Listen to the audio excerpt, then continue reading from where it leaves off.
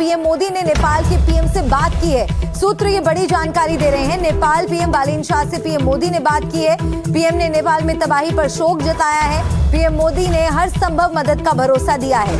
तो लगातार जो वहां पर हालात हैं वो बेहद चिंताजनक बने हुए हैं। भयावह तबाही की तस्वीरें सामने आ रही हैं और इस बीच प्रधानमंत्री मोदी ने नेपाल के प्रधानमंत्री बालेन शाह से बात की है, शोक जताया है और इस बात का भी आश्वासन दिया है कि भारत हर संभव मदद इस मुश्किल वक्त में नेपाल की करेगा।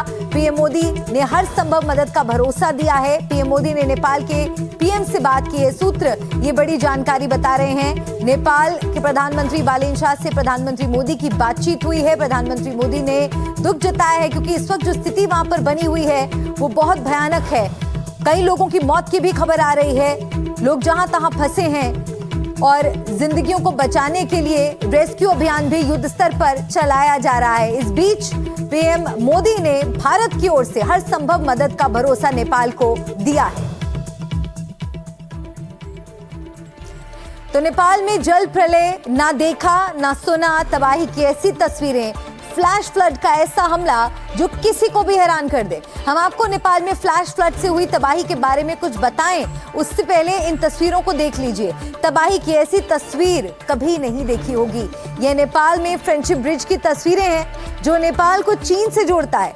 एक पल में विनाशकारी लहरों के आगे, फ्लैश फ्लड के आगे वो तबाह हो गया। पूरा इलाका मलबे के नीचे समा गया। करीब 100 फीट ऊंचा फ्लैश फ्लड माना जा रहा है, जिसकी चपेट में यहाँ खड़ी बड़ी बड़ी इमारतें भी तबाह हो गईं, बर्बाद हो गईं। जो लोग इससे बचने के लिए दौड़ भाग रहे थे वो सब इस तबाही की चपेट में आ गए और ऐसा लग रहा है मानो यहाँ कोई भीषण धमाका हो गया हो और एक पल में सब कुछ बिखर गया, टूट गया। एक बार फिर से इन तस्वीरों को देखिए। जिस सीसीटीवी में ये पूरा डरावना मंजर कैद हुआ वो करीब 100 फीट ऊपर लगा हुआ था। अचानक काले रंग का हाहाकारी फ्लैश फ्लड बिल्डिंग की तरफ आया। देखिए इन तस्वीरों में भारी भरकम बसें कैसे बहती चली जा रही हैं, मानो उनमें कोई वजन ही ना हो। ऐसे में सोचिए कि फ्लैश फ्लड की ताकत कितनी रही होगी। एक बार फिर से इस तस्वीर को गौर से देखिए, कैसे तिनके की तरह यहाँ पर जो बसें हैं वो इस बहाव में बहती नजर आ रही हैं। कितनी ताकत से ये आगे बढ़ रहा होगा, इन तस्वीरों को देखकर समझा जा सकता है।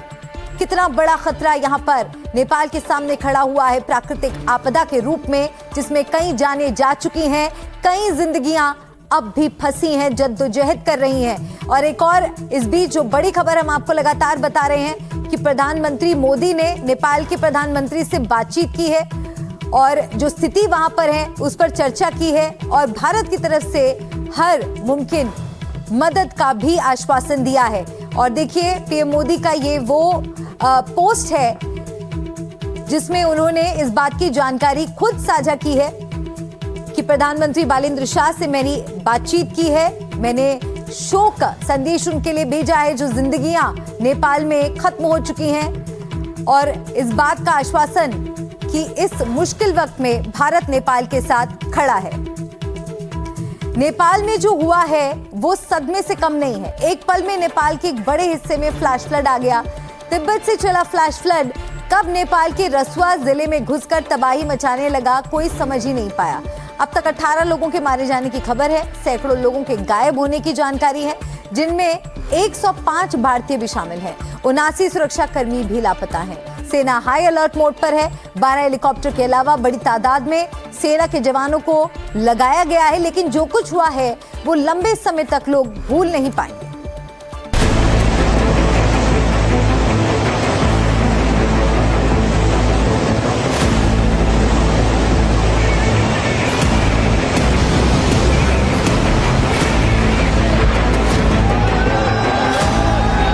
तबाही, तबाही और सिर्फ तबाही। जिसे जल प्रलय कहते हैं, शायद यही होता।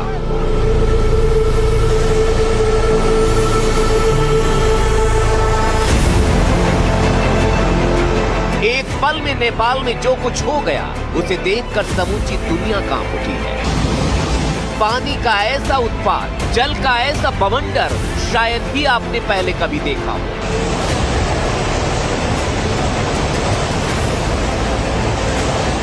पुल टूटते चले गए, मकान उखड़ते चले गए। बड़े बड़े मकानों की ऐसी जल समाधि किसी ने नहीं देखी।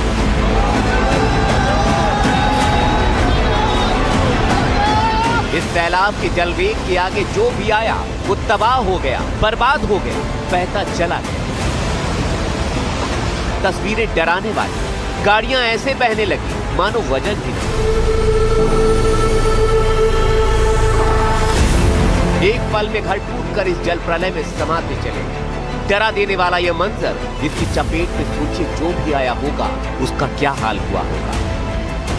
क्या गाड़ी, क्या मकान, क्या दुकान, बर्बादी के जलतांडव में सब बर्बाद होते चले।